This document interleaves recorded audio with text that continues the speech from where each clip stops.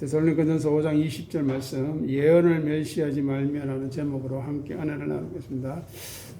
여기서 말하는 예언이라는 것은 원어를 살펴보면 예언하는 은사, 선물이죠.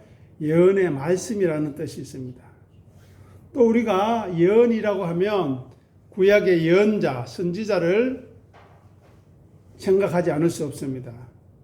예언자와 선지자는 단순히 앞의 일을 알고 말하는 사람이 아니라 그것도 포함되지만 하나님의 부르심을 받은 사람, 그리고 하나님의 영에 의해서 징발을 당한 사람, 선택을 받은 사람을 예언자라고 합니다.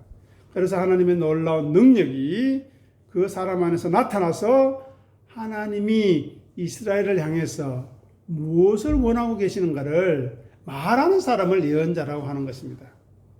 이스라엘에는 당시에 공직상 왕궁에 성전에 예언자가 있었습니다.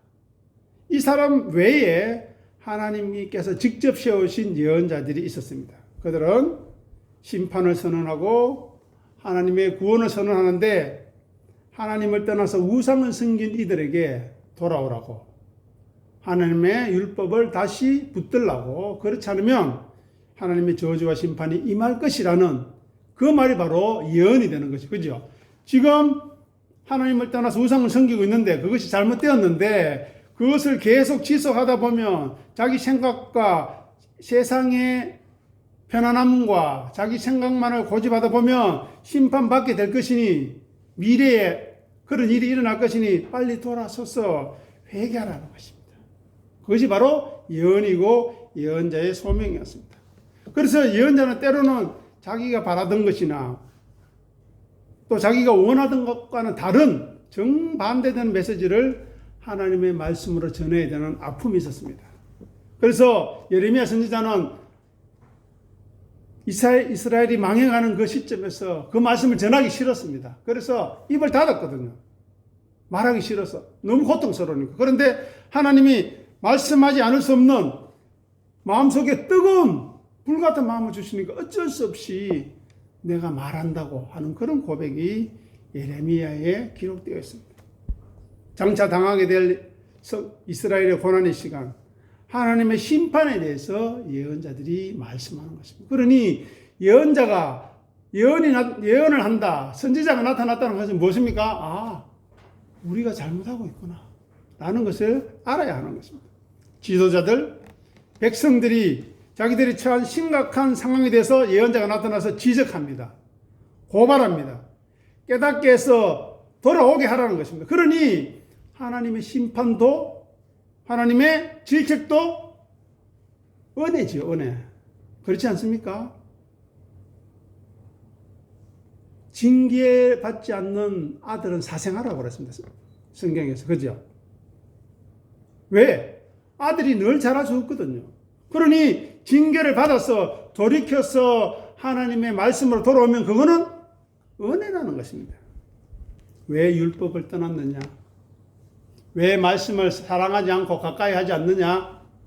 왜 엉뚱한 우상을 섬기고 자기 생각을 섬기고 자기 고집을 섬기고 하느냐?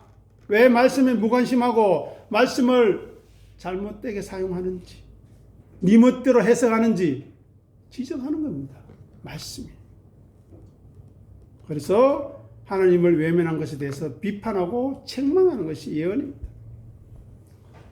진리를 외면한 것을 책망하는 것이 예언이라는 것입니다. 그러면 예언자가 나타나서 주로 하는 이야기가 뭐냐 하면은, 왜 너희는 하나님과 맺은 약속, 언약을 잊어버리고 어기느냐는 것입니다. 자, 그것이 뭔가 우리 모니터를 통해서 살펴보겠습니다. 너희는, 출애굽기 6장 7절, 너희는 내 백성으로 삼고 나는 너희의 하나님이 되리니 나는 애굽 사람의 모든 집 밑에서 너희를 빼낸 너희의 하나님 여호와인 줄 너희가 알지라. 자, 여기 앞에 보십시오. 뭐라고 되어 있습니까? 너희를 내 백성으로 삼는다 하죠. 백성. 그죠? 백성으로 삼았으면 백성다움이 있어야 될 거 아닙니까? 그죠? 자기 다음이 아닙니다. 하나님 백성 다음입니다. 그리고 나는 너희 하나님이 되려고 하니까 내가 내 앞에서 부끄럽지 않아야 한다. 부끄럽지 않아야. 거룩해야 한다는 것입니다. 하나님의 택한 백성이 되었으면 백성다워야 될 거 아닙니까? 하나님의 놀라운 은총과 사랑과 은혜를 덧입었고 믿음을 얻었으면 그 은혜를 헛되이 하지 않아야 될 것 아닙니까? 이것은 바로 죄의 문제의 해결을 전제하고 있는 것입니다. 하나님의 백성 되는 것은. 왜요? 하나님은 거룩하신 분이기 때문에 죄를 가까이 하실 수 없는 분이에요. 그래서 선지자들을 보내서라도 돌이키게 하시는 것입니다. 아니면은 때가 돼서 그냥 심판하고 저주하고 멸망시키면 끝이에요. 그렇지 않습니까? 하지만 하나님께서 당신의 백성으로 만들어 가시는 과정에서 하나님의 집념과 열심이 무엇인가를 나타내기 위해서 예언자를 보내시고 말씀하시고 주의 종을 보내셔서 말씀하시는 겁니다. 말씀이 듣기 불편한 점이 있을 것입니다. 말씀이 나를 아프게 할 것입니다. 하지만 그 말씀을 받아들이고 그 말씀 앞에 자기가 진실하게 서갈 때 그것이 복이고 은혜라는 사실입니다. 그것이 우리의 감사요 기쁨이라는 것입니다. 자, 출애굽기 19장 5절 6절 읽어보겠습니다. 세계가 다 내게 속하였나니 너희가 내 말을 잘 듣고 내 언약을 지키면 너희는 모든 민족 중에서 내 소유가 되겠고 너희가 내게 대하여 제사장 나라가 되며 거룩한 백성이 되리라. 너희는 이 말을 자손에게 전할지니라. 보십시오. 내 말을 어떻게 해요? 잘 들어야 됩니다. 대충 흘려보내서는 악한 것들한테 놀림감이 됩니다.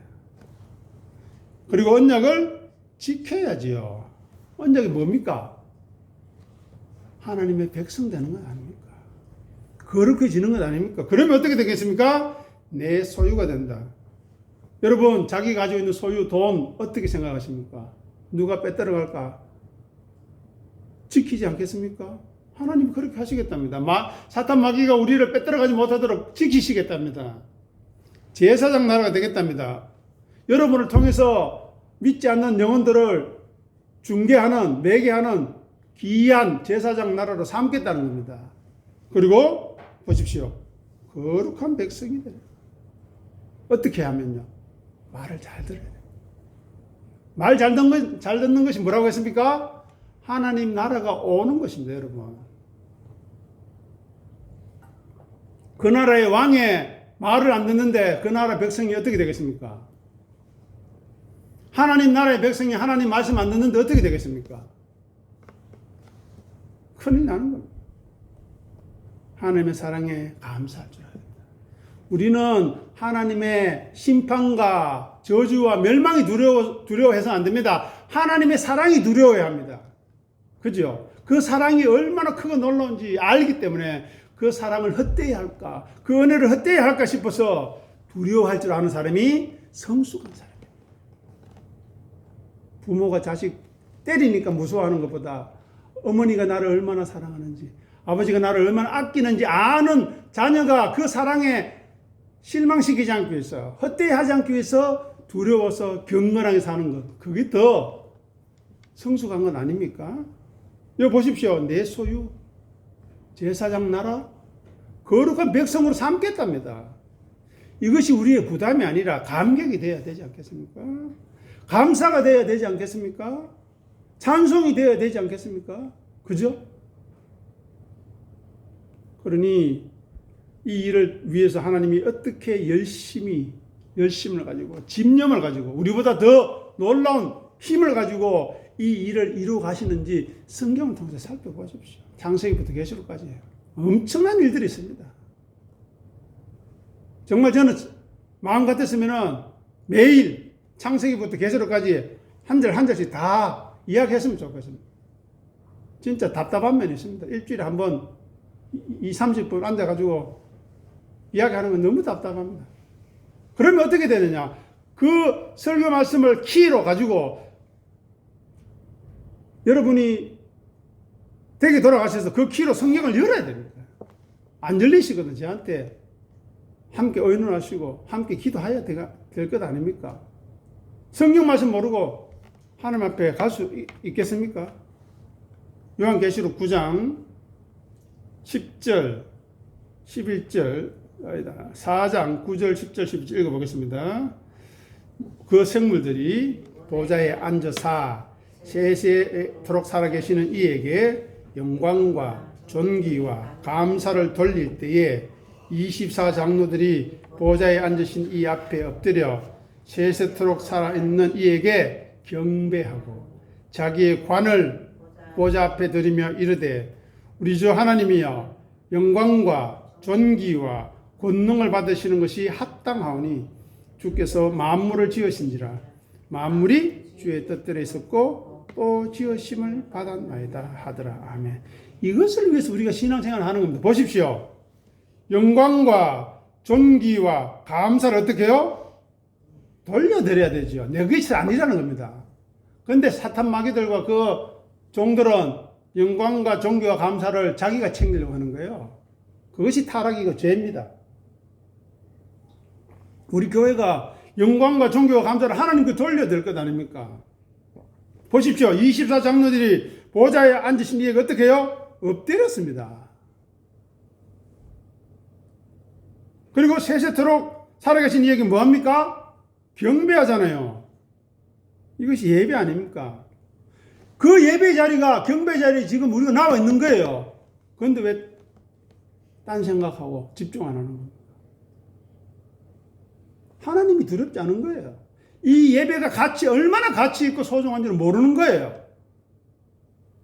그러니 할 말이 없는 겁니다. 보십시오. 자기 간 오늘 오전 예배 때 말씀드렸죠. 의의 면류관 우리 준비되었다 그랬잖아요. 그런데 그것을 어떻게 한다고요? 보좌 앞에 드립니다. 왜? 은혜로 된 것이기 때문에. 내 것이 아니라는 겁니다. 그러면서 합니다. 우리 주 하나님이여 영광과 존귀와 권능을 받으시는 것이 합당합니다. 합당. 왜요? 왜요? 주께서 만물을 지으셨고 또 만물이 주의 뜻대로 있었고 우리가 주의 뜻대로 살아가야 될 것 아닙니까? 그것이 뭡니까? 거룩 아닙니까? 또 시험을 받았다 하더라. 이것이 바로 하나님의 백성된 하나님의 자녀된 사람이 마땅히 당연히 해야 할 본분인 것입니다. 우리는 하늘나라에 가서 24장로들처럼 엎드려서 경배하고 주 하나님을 찬양할 것입니다. 그러나 그것을 지금 여기 이 예배의 시간에서 당겨와서 하고 있으니 얼마나 감사한 일입니까? 그죠? 이 감격을 알게 해달라고, 이 영광을 알게 해달라고 해야 되죠. 그런데 이 예배를 사모 안 한다. 그리고 예배에 와서도 집중 안 한다. 저는 할 말 없습니다. 하나님께서 알아서 하시고. 다만 그 은혜에서 한 사람이라도 제외되지 않기를 저는 부족하지만 늘 기도합니다.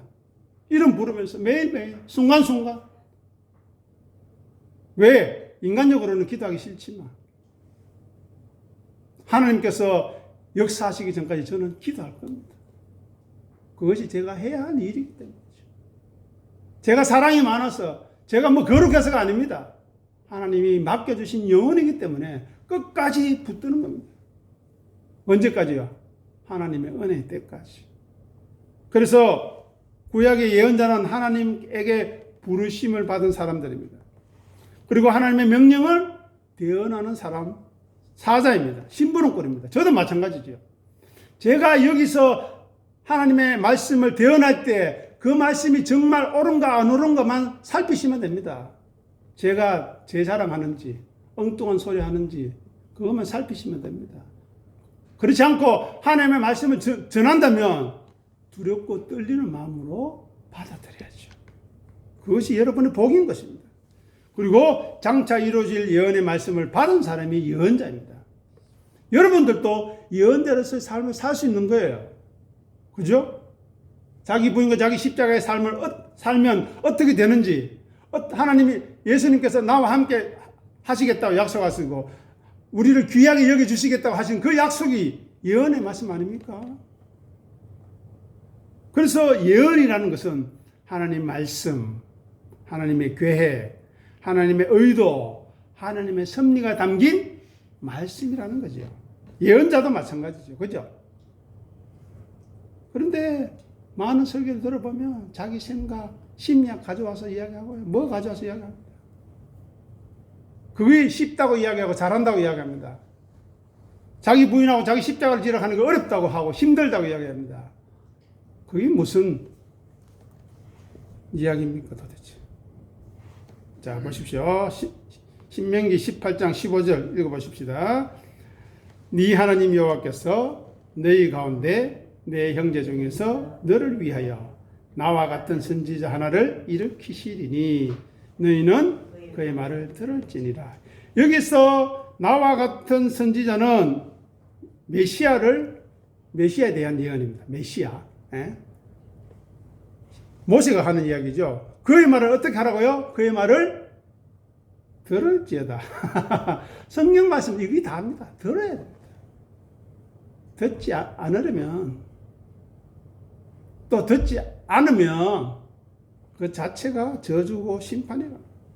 왜요? 이게 복된 말씀인데 그것이 비록 심판의 말씀일지라도 내 마음이 어렵고 내가 받아들이기 힘든 말씀일지라도 그걸 받아들이고 아멘하고 내가 그 말씀으로 자기를 고쳐나가려고 은혜를 달라고 기도할 때 그것이 복이 되는 것인데 안 하겠다고요? 심판인 것입니다. 그의 말을 들어야 하는 이유가 뭡니까? 그가 하나님의 말씀을 하기 때문에 진리를 증거하기 때문에 들어야 하는 것입니다. 제가 하나님의 말씀을 하고 진리를 증거하면 들어야 됩니다. 내 남편이 이야기하니까 아유 뭐 무시해도 돼. 내 아내가 이야기하니까 아닙니다. 잘 생각해 보시기 바랍니다. 그래서 이야기합니다.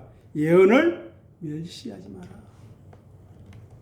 멸시하면 어떻게 되겠습니까? 큰일 나겠죠. 자, 멸시가 뭡니까? 경멸하는 겁니다. 경멸. 경멸이 뭔가 하면 깔부와 업신여긴다는 거예요. 멸시는 경멸입니다. 경멸하는 것은 깔보와 업신여기는 겁니다. 깔본다는 것은 뭐냐? 얕잡아 본다는 겁니다. 얕잡아 본다.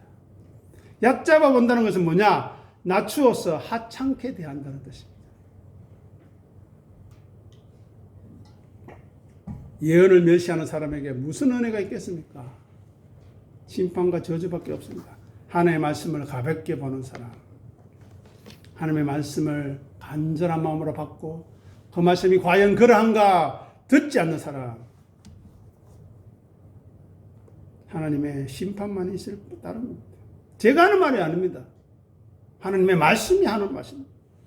죄에 빠진 자기 백성들에게 그 잘못을 지적하고 고발하고 경고할 때 듣기 싫죠. 하지만 그것을 들어야만 심판을 피할 수 있고 지금 잘못된 데서 회복할 수 있고 죄에서 구원 얻을 수 있는 것입니다. 그죠? 그래야만 우리가 거룩의 길, 믿음의 길, 성김의 길을 갈 수 있는 것입니다. 비록 그 길이 고난과 환난이 있다 할지라도 반드시 그 과정을 통과해야 되기 때문에 기꺼이 가시는 것입니다. 예수님도 말씀하셨죠. 이 잔을 내게서 옮기시옵소서. 할 수만 있거든. 하지만 내 뜻이 아니라 아버지 뜻대로 되기를 원합니다. 그것이 유일한 길입니다. 거룩한 길, 자기 부인과 자기 십자가의 길을 걸어가는 것이 바로 하나님과 연합하는 유일한 길, 감사의 길, 환희의 길, 위로의 길, 능력의 길, 지혜의 길임을 놓치지 마시기 바랍니다. 그 가치를 알아야 두드리게 될 것 아닙니까? 그 가치를 알아야 찾을 것 아닙니까? 그 가치를 알아야 달라고 구할 것 아닙니까? 두드리라, 찾으라, 구하라 말씀하고 계시는 것입니다. 다니엘서 12장 10절 읽어보겠습니다. 앞에 보세요. 많은 사람이 연단을 받아 스스로 정결하게 하며 희게 할 것이나 악한 사람은 악을 행하리니 악한 자는 아무것도 깨닫지 못하되 오직 지혜 있는 자는 깨달으리라. 아멘. 자, 보십시오. 여기 많은 사람이 연단을 받는답니다. 누굴까요? 거룩한 사람이죠. 믿음의 사람이죠. 그죠? 자기 부인과 자기 십자가를 지는 사람. 연단을 받아서 어떻게 해요? 스스로 정결하게 되는 겁니다. 그래서 자기 부인과 자기 십자가의 길을 가는 사람은 스스로를 정결하게 하는 거예요. 거룩하게 하는 것입니다. 그래서 어떻게 해요? 희게 된다는 겁니다. 희게 스스로 깨끗하게 됩니다. 그런데 악한 사람은 어떻게 된다고요? 악을 행합니다. 악을 행하는 게 뭡니까? 자기 부인과 자기 십자가의 길 안 가는 거예요. 자기를 낮추고 비우잡는 거예요. 자기를 높이고 채우는 거예요. 자기 고집과 자기 생각에 사로잡혀서 이거야. 이거 해야 돼. 이것만 해야 돼. 말씀하고 상관없이. 그것이 악한 사람입니다. 그 사람은 자기대로 행할 거예요. 악을 행하려니 어떻게 돼요?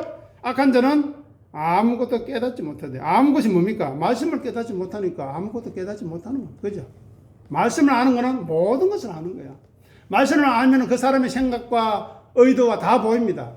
하지만 말씀으로만 건면할 뿐 비판하거나 판단하거나 책망하지 않습니다. 다만 기도하고 기다릴 뿐. 은혜 주시기를, 시험에 빠지지 않기를, 악에서 구하시기를 기도하고 기다릴 뿐. 그 간절함이 있어야 됩니다. 내 남편이, 내 아내가, 내 자녀들이 악을 행하지 않도록 스스로 연단을 받아서 스스로 정결하며 희게 할 수 있는 거룩의 길을 걸어갈 수 있도록 마음에 품고 가슴에 품고 기도하는 것입니다. 그래야만 이 교회가 하나님의 말씀 위에 든든히 서가는 것입니다. 연단을 받고 정결하게 되고 희게 되는 것이 거룩이고 성화입니다. 악한 사람은 악을 행하면서 하나님의 말씀을 들어도 무관심하고 도외시하고 진리 밖에 테두리에서 놓습니다. 그리고 아무것도 깨닫지 못하게 될 겁니다. 그리고 마침내 죽음과 흠으로 사라지게 될 것입니다. 사람들은 박수치고 인정해 줄지 모르지만 하나님은 인정해 주지 않습니다. 그것을 알아야 합니다. 그래서 예언을 멸시하는 것이 아니라 예언을 소중하게 여겨야죠. 진리를 멸시하는 것이 아니라 진리를 가치 있게 여겨야죠. 말씀을 멸시하는 것이 아니라 가볍게 여기는 것이 아니라 귀중하게 여겨야죠. 그리고 기꺼이 고난과 환난을 받아들여야죠. 거기에 위로가 있는 것입니다. 거기에 감사와 기쁨이 있는 것입니다. 그러면 그는 정결하게 되고 성결하게 되고 깨끗하게 돼서 하나님 나라 곳간에 알곡으로 흰옷 입은 성도의 옳은 행실로 덧입어진 흰옷을 입고 주님 앞에 부름을 받게 될 것입니다. 이 은혜에서 한 사람도 제외됨이 없는 귀한 하나님의 사람들 다 될 수 있게 되기를 부탁하고 기도합니다. 기도하겠습니다. 하나님 아버지 은혜를 감사합니다. 예언을 멸시하지 말라는 것은 하나님의 말씀, 진리의 말씀을 가볍게 여기지 말라는 것임을 살펴보았습니다. 주님, 저희들이 말씀을 듣지만 제대로 깨닫지 못합니다. 주님, 간절한 마음으로 주의 말씀을 받기를 원하지만 여전히 눈이 감기고 귀가 막히고 마음이 굳어져서 깨달을 수 없습니다. 주님, 우리를 불쌍히 여겨주시고 복음의 다이너마이트를 꽂아서 터뜨려서 우리 돌같은 마음 제하여 주시고 30배, 60배, 100배의 결실을 맺을 수 있는 옥토로 가꾸어 가여 주시옵소서. 그런데 그렇게 가꾸어져 가고 변화되는 과정이 얼마나 어렵겠습니까? 자기를 부인하는 것이 얼마나 힘들겠습니까? 자기 십자가를 지는 것이 얼마나 눈물겹겠습니까? 하지만 은혜 주시면 가능합니다. 은혜 주시면 할 수 있습니다. 주님께서 인도해 주시고 도와주시고 진리의 성령님을 통해서 붙들어 주시면 할 수 있습니다. 그래야 마침내 그러한 모든 일들이 우리 안에 이루어졌을 때에 나의 나된 것은 하나님의 은혜임을 고백하게 될 것입니다.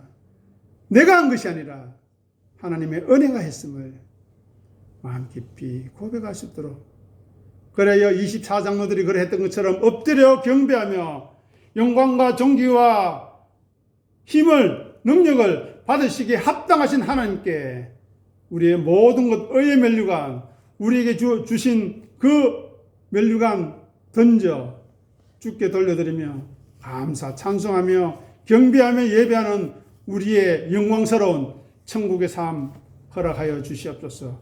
이 땅에서 맛보게 하여 주시옵소서. 감사하며 예수님 이름으로 기도합니다. 아멘.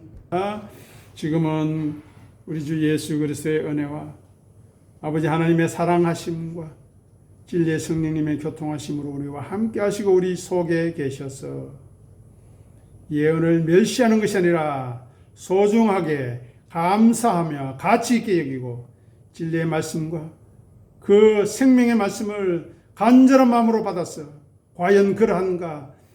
가정으로 돌아가서 성경 말씀을 살피며 진리의 성령님이 인도해 주시는 인도하심을 통해 기뻐하며 감사하며 다시 예배의 자리로 돌아와서 그 기쁨을 나누며 그 기쁨을 주신 하나님 앞에 온전한 찬양을 돌려드리기를 소원하는 귀한 심령마다 그 가정과 귀한 삶의 터전마다 함께 하옵시기를 간절히 축원하옵나이다. 아멘.